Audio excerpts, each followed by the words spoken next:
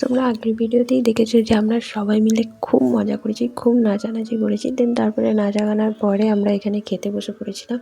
আর তারপর বাড়ি এসে দেখি বাড়ির এই অবস্থা, বাড়ির এই হাল হয়ে আছে। ননিয়ার বাবা এখানে খেলা করছে।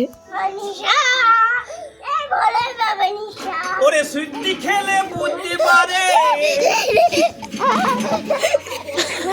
ওরে সুইটি খেলে বুঝতে পারে,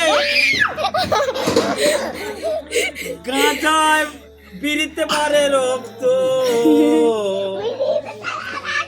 আর গাঁজা খেয়ে পাগল হব ভোলা বাবার ভক্ত।